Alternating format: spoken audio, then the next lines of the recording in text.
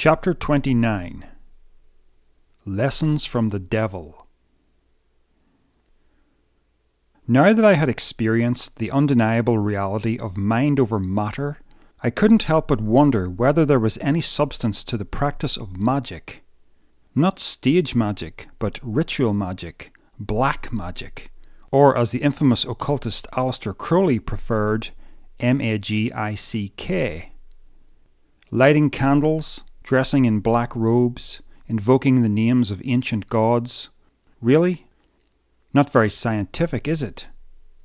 And yet I had to wonder whether the religious trappings were merely the surface dressings over something of genuine rational worth. Perhaps black magic was psychokinesis with dramatics, and maybe I could learn a thing or two about PK by looking at it from this angle. In any case, like a good detective, I would leave no stone unturned. The first occult text that I came across was the Satanic Bible. The Christian might reel back in horror at the very thought of reading such a volume, but there is nothing noble about that level of insecurity. If one wishes to express an opinion about something, it stands to reason he should study it first, so that he will have an informed opinion. If the Christian believes his mind is so weak that merely engaging in dispassionate research will compromise him, then I have to wonder how he can feel any sense of security in his existing beliefs, for it is surely unwarranted. Uneducated assumptions about Satanism go something like this. There are groups of people who meet together in secret cults to worship Satan, the literal being portrayed in the Bible. They engage in orgies, sacrifice animals, and ritually abuse children. This is the sort of worship that Satan likes. In return, he gives them riches, success, and supernatural powers. His followers believe he will take care of them, but the Christian knows that these poor devil worshippers have been deceived and will end up roasting in hell for all eternity. This view of Satanism is based on Christian propaganda, sensationalist journalism, horror movies, and little or no actual research. In reality, such persons, if they exist at all, would not be Satanists. They would simply be immoral, and probably more than a little unhinged. The Satanic Bible was not, as I had assumed, a dusty occult grimoire from the distant past.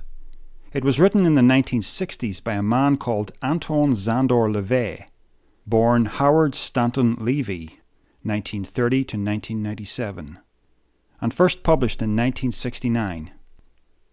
Upon reading, one quickly learns that this is not a manual for devil worship, but a philosophy of how to get the most out of one's earthly existence. Spirit is nothing, flesh is everything. Life is about what we do with the here and now.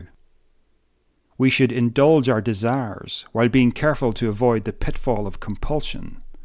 We should smite our enemies, do unto others as they do unto us, because lex talionis, the law of the claw, is the law of the natural world.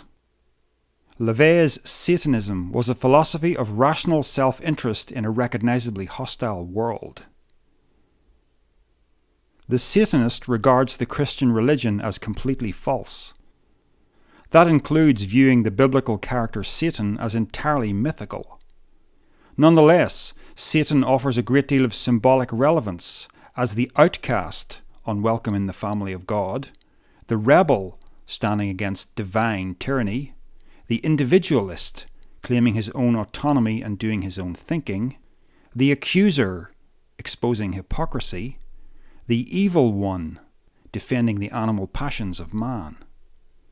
A Satanist is someone who understands that in some defining manner he resembles the fictitious character of the Judeo-Christian devil.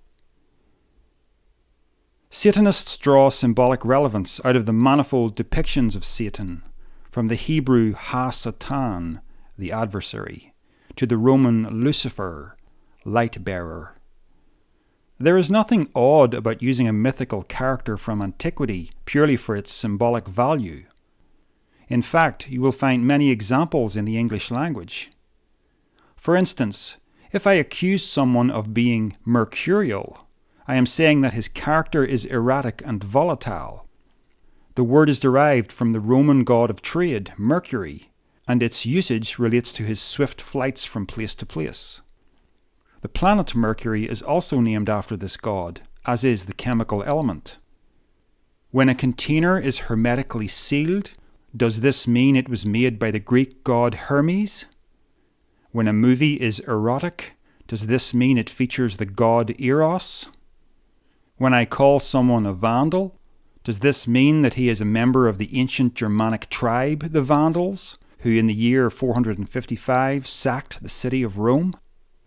When someone is a narcissist, does this mean that he worships Narcissus, the character from Greek myth who fell in love with his own reflection? When you write down a series of events in chronological order, does that mean you believe in the god Kronos? So you see, we commonly invoke the names of characters and places, both real and unreal, from antiquity, purely for their symbolic value. Simply put, to be a Satanist is to be like the character Satan. As the name implies, it means to be adversarial. The Satanist recognizes this trait as something fundamentally important in his own nature. While religions have typically attempted to tame man out of his natural instincts, the Satanist recognizes that the adversarial principle is one that permeates all of nature and rightfully belongs in it. Ancient man attempted to understand his predicament in terms of a fall from grace, a metaphysical event that plunged the world into suffering and death. The Satanist takes a different view. He simply accepts that the way things are is how they are meant to be. He prides himself on seeing the world as it really is, and on accepting that revelation without masking it with self-delusional compensations. In the myth of the Garden of Eden, the serpent tempted Adam and Eve to eat from the tree of the knowledge of good and evil in defiance of God. This symbolizes the route to knowledge through rebellion against authority, even allegedly divine authority, such as when one resists the demands and threats of false religion. And knowledge is the wellspring of progress. Satanism is not a religion requiring unquestioning herd-like obedience to a deity. It is an anti-religion, where progress is understood to come through individualism, through following one's own personal path. When an individual comes to understand authoritarian religion as a tool for controlling the masses, picking their pockets, conquering territory, and hindering the forward motion of human understanding, this causes him to be branded as an enemy of God. And who is the chief enemy of God? Satan, of course. What better title, then, than Satanist? A Satanist can be a theist, an atheist, a deist, a pantheist, or whatever. This is possible because Satanism is not an ideological endpoint, merely a philosophical foundation, one that empowers the individual to develop his own worldview. The historical origins of Satanism are obscure, and it is impossible to separate truth from lies, as it was an unfortunate habit of the Christian Church to brand heretics with the label Satanist and to accuse them of strange and perverse practices. Legends of devil worship surround the infamous Knights Templar, but since there were entirely pragmatic reasons for seeking to bring down this religious order, and their confessions were extracted under torture, it's highly likely that the accusations were convenient fictions. Pagans could be thought of as Satanists, since Christianity had changed the old gods into devils. In fact, the term Satanist would seem to have originated with the Church, and there is no evidence of the word being used to denote an actual religion before Anton LaVey codified Satanism in the latter half of the 20th century. Even Aleister Crowley did not refer to himself as a Satanist. He founded a religious philosophy called Thelema. In medieval times, accusing Satanists of stealing unbaptized babies for ritual sacrifice would certainly have been an effective method of ensuring that mothers had their babies baptized into the church fast. Satanists were likely nothing more than fictitious bogeymen that helped keep the Christian masses in line. One of LaVey's most famous quotes is, "Satan is the best friend the church has ever had, for he has kept it in business all these years." The symbol of Satanism is a pentagram turned upside down. A pentagram is a 5-pointed star, usually encased within a circle. In its standard form, with 1 point facing upward and 2 down, it represents man as a spiritual being. His head is the upper point of the star, his arms are the 2 adjacent points, and his legs the 2 lowermost points. The circle represents infinity or God, that which transcends the natural realm. Alternatively, the 5 points have also represented the elements from Greek philosophy, the theoretical building blocks of the universe: earth, air, fire, and water, with spirit added as the 5th. The inverted pentagram has 2 points facing upward and 1 down. When any symbol is inverted, it takes on the opposite meaning of the original. In this case, instead of man as a spiritual being, the symbol represents man as a carnal being, an animal. Heaven-focused spirituality is exchanged for the real-world concerns of survival, prosperity, pleasure, and all things animalistic. The priority is this world, not a hypothetical afterlife or a transcendent realm of existence.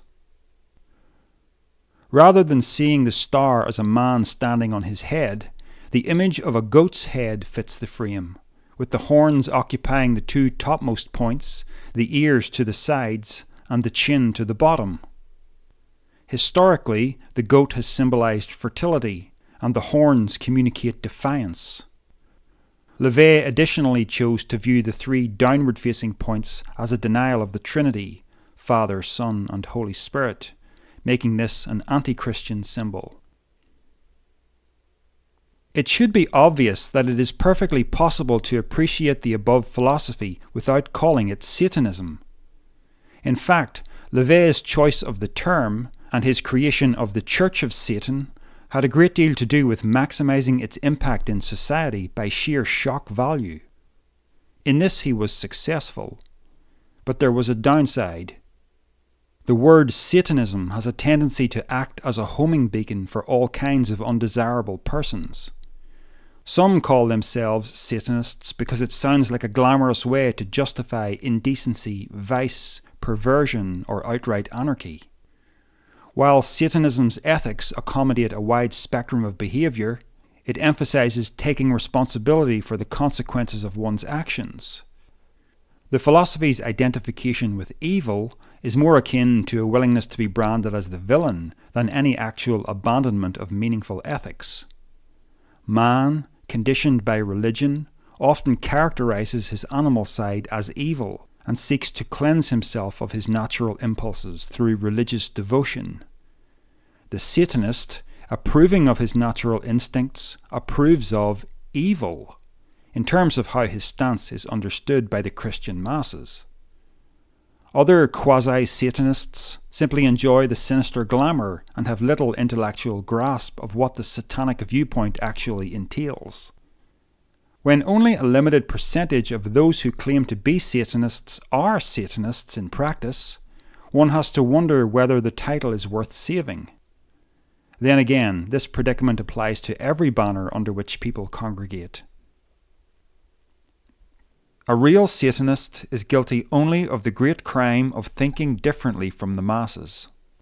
To some, that makes him the villain, if for no other reason than you can't please everybody. So, you understand the mythic relevance of identification with the villain. Call it what you will. A genuine Satanist might choose to call himself an individualist. It's accurate, but it's not nearly as stimulating and rich in meaning as Satanist. When you really think about it, is there any other word that would suffice? LaVey comes under criticism for plagiarizing material from Ragnar Redbeard's Might is Right, 1896, and for paraphrasing material from Ayn Rand's Atlas Shrugged, 1957. He also invented some legends about himself, including a previous career as a crime photographer and a fling with Marilyn Monroe before she became famous. See his authorized biography, The Secret Life of a Satanist, 1990, by Blanche Barton, and The Church of Satan, 2009, by Michael A. Aquino. Was Anton LaVey serious about his philosophy, or was he interested purely in personal glamour and power? I personally think both. Despite his failings, the merits and demerits of his philosophy should be allowed to stand on rational, not ad hominem, grounds. Let the reader make of it what he will. Satanism was quite influential on me, and I was able to synthesize something valuable from my studies of it. In particular, it provided an effective counterbalance to the unrealistic claims of white light spiritual teachers. But Satanism was by no means a perfect philosophy. The basic essence of Satanism could be used as a purely philosophical foundation, but in the world it also manifests as a movement, having a social and political agenda, with particular views on such hot topics as equality, eugenics, policing. And that's just the Church of Satan. There are other Satanist groups with different agendas, such as the Satanic Temple, the Temple of Set, the Order of Nine Angles, the Joy of Satan. The more detailed a philosophy becomes, the more freedom of thought it takes from the individual adherent. My own individualism makes me naturally resistant to any form of collectivism. I have no desire to align my loyalties with any political or social movement, to make my intellect subservient to another's. I would become just another follower, defending somebody else's creed instead of defending my own. Paradoxically, the most satanic course of action for a Satanist is to not join a Satanist organization, since Satanism at its core is individualism. The Church of Satan has always been an above-ground, law-abiding organization, and satanic ethics are generally libertarian. Unfortunately, it's all too easy for anarchists, or even worse, psychopaths, such as Richard Ramirez, the Night Stalker, to find symbolic relevance in Satan. For the rest of us, this presents the problem of being branded as guilty by association. Then again, that's a bit like saying all Christian priests are child molesters, because some Christian priests are child molesters. Perhaps the greatest problem of all with Satanism is that it has no concept of the self beyond an identification with the individual human ego. A wounded ego naturally seeks to get its own back, so Satanism supports vengeance as the right course of action. There is no understanding that the ego has a false sense of self as an independent entity, and this is what causes it to run amok. The Satanist's highest calling is to the preservation of his ego. What will I get out of it is the first question on his mind when any action is contemplated. The goal of life is to accumulate wealth as a means to increase personal happiness. Unfortunately, this does not work as an end in itself, as there are plenty of unhappy rich people in the world. This is because altruism is hardwired into our brains, just as much as our instinct for self-preservation. We feel more joy when we are kind to others than when we receive a gift. Being satanic is useful when the world is against you. If you are poor or oppressed and feel that you need to get one up on the world, Satanism will be helpful to you. There is a great sense of satisfaction to be gained in striving to forge a good life for oneself against opposition. But once you've achieved a degree of stable affluence, you will become unsatisfied if you continue indefinitely along a competitive, self-serving path. With nothing to do for the rest of your life but maintain your wealth, watch TV, shop, party, and make love, life starts to feel hollow. This happens because an ego that thinks of itself as real now has to face the fact that it doesn't exist for any purpose outside of itself. Persons who appear to have everything always look attractive to persons who have little. But this is an illusion. We were always meant for selflessness, to understand the ego as a fiction, and to live without a sense of separation between oneself and others. Since we derive joy from giving, you might be inclined to think of selflessness as a sophisticated form of selfishness. But this misses the point. Genuine selflessness does not come from a desire to benefit from an act. It is the natural consequence of possessing the understanding that there is no self. The psychological benefit to the ego is just a side effect of that. Satanism, as a philosophy that champions the ego, can only have limited relevance to someone who has seen through the illusion of the self-other duality. I know it is sometimes necessary in life to be adversarial, and this is the value of Satanism. But it is short-sighted to presume that the adversary is the only character you should ever play in life. Let me give you an example from personal experience. In 2012, my father's sudden death left me in the enviable position of becoming suddenly wealthy. I was now a 40-year-old with 2 fully paid-for houses and quite a bit of spending money. I could have quit my job, rented out both properties, and lived on the income from that. Then I would have had all the free time in the world to do whatever I wanted for the rest of my life. But I was smart enough to know that my attachment to my job was more than just for money. I needed my job because I needed to feel useful to the world. I had a role to play and a particular set of skills that others in my workplace didn't have. I mattered to something larger than my own ego. This is particularly obvious to me as a single man with no family. In my home life, I have little in the way of responsibility to others, and when I'm on leave from work, I can easily get depressed from a lack of usefulness. I can try to fill that void with entertainments, but it never works. This illustrates how the self-serving nature of Satanism ultimately feels as a complete way of life.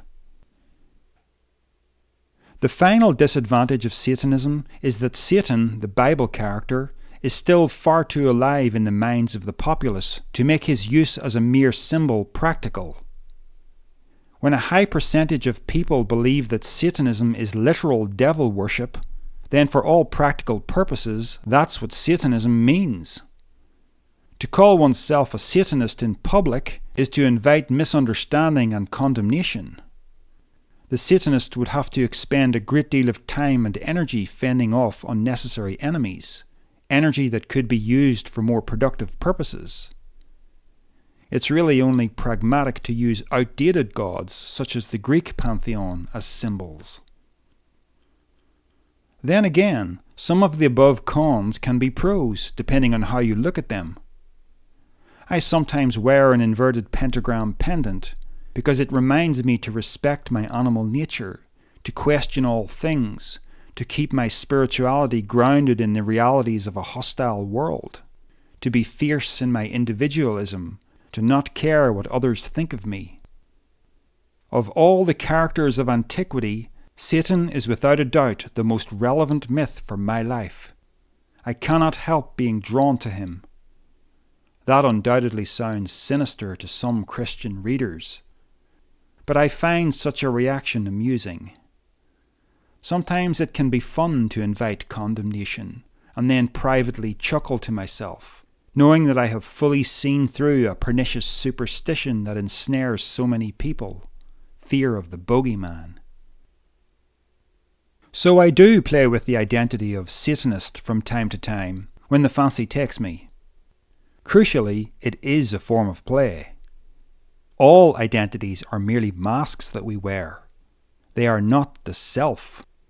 Christian, Buddhist, atheist, teacher, guru, fireman, police officer. It's all role play. A business executive may feel far superior to the cleaner who empties the bins each afternoon, But the reality of the situation is that both individuals are destined to become a pair of grinning skulls rotting in the ground, their roles equalized in death. Satanism is role-play in just the same manner. Notice there's no such thing as a Christian skeleton and a Satanist skeleton. So it doesn't make much sense to take our temporary roles in life too seriously. Some Satanists are deeply serious people, feeling that they are part of a special brotherhood, a cut above the rest of humanity. All I see in that stance is yet another pointless pocket of sectarianism, boasting yet another Enlightenment hoax. For me, one of the main draws of Satanism is that it's a mask you can have a lot of fun with because it's so outrageous. When a Satanist loses sight of that, he's neglecting the one aspect of Satanism that connects it to the meaning of life: playfulness. Let's face it, adult life is often boring, much more so than childhood. So why not make intelligent use of a philosophy that has the added bonus of being stimulating and provocative? So that's Satanism. I haven't even touched on the theme of magic yet, but I felt I needed to explain the philosophy in some detail, because in doing so I am dispelling the junior bogeyman of Christianity to the world of fiction where he belongs. When you remove Christianity from your life, its superstitions can unfortunately linger. The idea of a literal demonic realm can hang around in the psyche until properly dealt with. Before I knew anything about Satanism, I had read Practical Psychic Self-Defense, 2002, by Robert Bruce, a prominent researcher into astral projection, out-of-body experiences. Although the author is by no means a Christian, he talks of a hidden realm around us, populated by all manner of metaphysical nasties, from astral snakes and spiders to full-blown demons, and he warns against practicing the black rites. While reading that book, I had a case of the heebie-jeebies worse than what any horror movie ever inflicted upon me.